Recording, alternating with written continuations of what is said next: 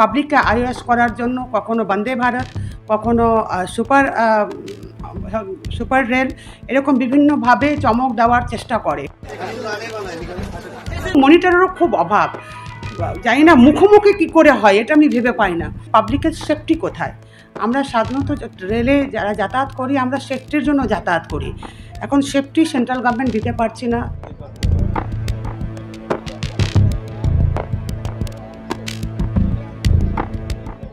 দেখুন, এটা খুব প্যাথেটিক ঘটনা এবং ইদানিং 2014 সালের পর থেকে আমরা দেখছি যে প্রায় 19টা রেল দুর্ঘটনা ঘটেছে, তার মধ্যে প্রায় 600 জন ডেথ হয়েছে, যেটা খুবই আমাদের প্যাথেটিক ঘটনা। এবং সেন্ট্রাল গভর্নমেন্টের যে আমাদের বাজেট, সেই বাজেটে সবথেকে বেশি আমাদের বাজেট ধরা হয় রেল বাজেট।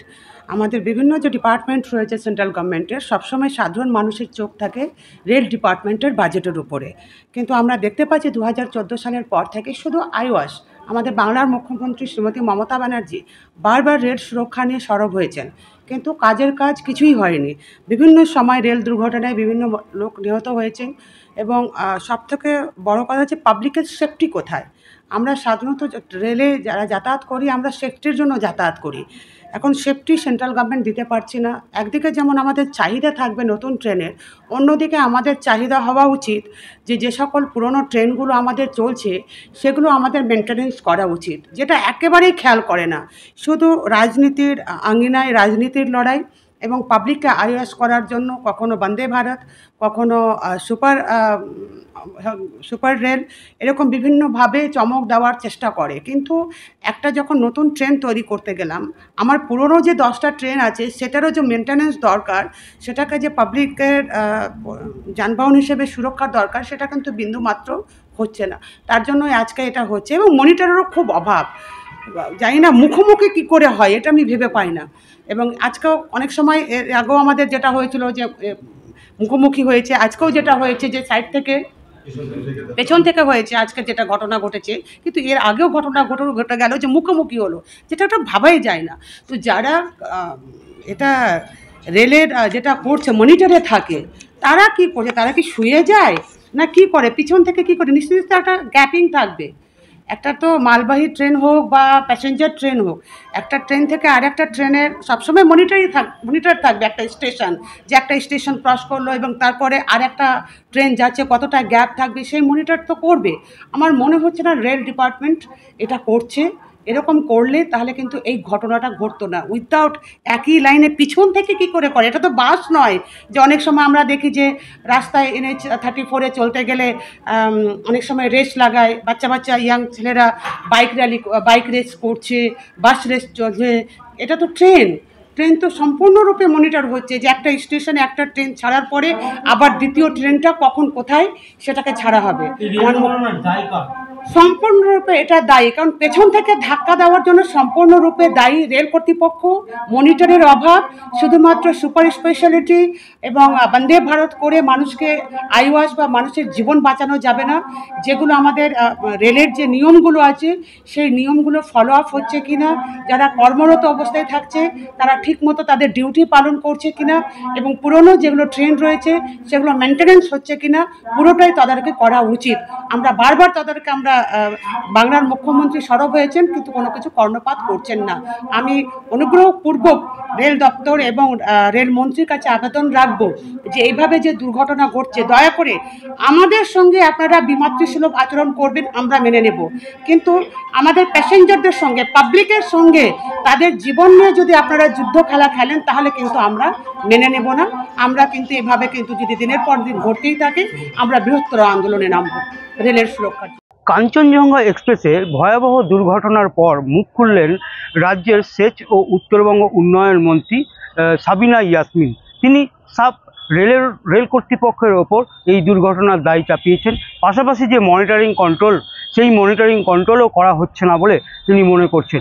কারণ 2014 সালের পর থেকে 19টারও বেশি রেল দুর্ঘটনা ঘটেছে, যার থেকে প্রায় 600 জনের ওপরে মানুষ মারা গেছে বলে তিনি দাবি করছেন। কিন্তু এর পরেও রেল কর্তৃপক্ষের কোনো হুঁশ ফিরছে না। পাশাপাশি রাজ্যের মুখ্যমন্ত্রী মমতা বন্দ্যোপাধ্যায় বারবার এই নিয়ে সরব হয়েছেন, কিন্তু কোনো কর্ণপাত করছেন না বলে তিনি দাবি করেন। পাশাপাশি তিনি দাবি করেছিলেন যে এই দুর্ঘটনার পেছনে রেল কর্তৃপক্ষই দায়ী। কেননা তাদের যে কন্ট্রোলিং সিস্টেম, তাদের যে মনিটরিং সিস্টেম, সেই মনিটরিং সিস্টেমে যারা দায়িত্বে ছিলেন তারা কি করছিলেন, কিভাবে রেলগাড়ি পেছন থেকে এসে ধাক্কা মারলো, এটাও প্রশ্ন। একই ট্র্যাকে কিভাবে আসলেন এই লাইন ট্রেন, এবং মালগাড়ি এবং প্যাসেঞ্জার গাড়ির মধ্যে কিভাবে এই দুর্ঘটনা ঘটলো, সেই দায় সম্পূর্ণ চাপিয়েছেন রাজ্যের যে রেল কর্তৃপক্ষ, যে তার উপর। পাশাপাশি তিনি অনুরোধ করেছেন যে রেলমন্ত্রী যিনি রয়েছেন তিনি যেন এইসব সিস্টেমটি দেখান এবং মানুষ মারার রাজনীতি না করে যে মানুষের যে সুরক্ষা, সেই সুরক্ষা যাতে নিশ্চিত করে, এ বিষয়ে তিনি বারবার দাবি জানান। এবং তিনি জানান যে তারা শুধু রাজনীতির আঙিনায় এসে রাজনীতি করছেন, এটা ঠিক নয়। মানুষের নিরাপত্তা দিতে হবে এবং মানুষ যারা রেলযাত্রী, যে সমস্ত প্যাসেঞ্জার গাড়ি আছে, সেই প্যাসেঞ্জার গাড়ি যাতে নতুনভাবে তৈরি হয় এবং নতুন প্যাসেঞ্জার ট্রেন দেওয়া হয়, সে বিষয়েও দাবি জানান রাজ্যের মন্ত্রী সাবিনা ইয়াসমিন। দেখুন, এটা খুব প্যাথেটিক ঘটনা এবং ইদানিং 2014 সালের পর থেকে আমরা দেখছি যে প্রায় 19টা রেল দুর্ঘটনা ঘটেছে, তার মধ্যে প্রায় 600 জন ডেথ হয়েছে, যেটা খুবই আমাদের প্যাথেটিক ঘটনা। এবং সেন্ট্রাল গভর্নমেন্টের যে আমাদের বাজেট, সেই বাজেটে সবথেকে বেশি আমাদের বাজেট ধরা হয় রেল বাজেট। আমাদের বিভিন্ন যে ডিপার্টমেন্ট রয়েছে সেন্ট্রাল গভর্নমেন্টের, সবসময় সাধারণ মানুষের চোখ থাকে রেল ডিপার্টমেন্টের বাজেটের উপরে। কিন্তু আমরা দেখতে পাচ্ছি 2014 সালের পর থেকে শুধু আইওয়াস, আমাদের বাংলার মুখ্যমন্ত্রী শ্রীমতী মমতা ব্যানার্জি বারবার রেল সুরক্ষা নিয়ে সরব হয়েছেন, কিন্তু কাজের কাজ কিছুই হয়নি। বিভিন্ন সময় রেল দুর্ঘটনায় বিভিন্ন লোক নিহত হয়েছেন এবং সবথেকে বড় কথা হচ্ছে পাবলিকের সেফটি কোথায়। আমরা সাধারণত রেলে যারা যাতায়াত করি, আমরা সেফটির জন্য যাতায়াত করি। এখন সেফটি সেন্ট্রাল গভর্নমেন্ট দিতে পারছি না। একদিকে যেমন আমাদের চাহিদা থাকবে নতুন ট্রেনের, অন্যদিকে আমাদের চাহিদা হওয়া উচিত যে সকল পুরনো ট্রেনগুলো আমাদের চলছে সেগুলো আমাদের মেনটেনেন্স করা উচিত, যেটা একেবারেই খেয়াল করে না। শুধু রাজনীতির আঙিনায় রাজনীতির লড়াই এবং পাবলিককে আইওয়াস করার জন্য কখনো বন্দে ভারত, কখনো সুপার রেল, এরকম বিভিন্নভাবে চমক দেওয়ার চেষ্টা করে। কিন্তু একটা যখন নতুন ট্রেন তৈরি করতে গেলাম, আমার পুরনো যে 10টা ট্রেন আছে সেটারও যে মেনটেনেন্স দরকার, সেটাকে যে পাবলিকের যানবাহন হিসেবে সুরক্ষার দরকার, সেটা কিন্তু বিন্দুমাত্র হচ্ছে না। তার জন্যই আজকে এটা হচ্ছে এবং মনিটরেরও খুব অভাব। জানি না মুখোমুখি কী করে হয়, এটা আমি ভেবে পাই না।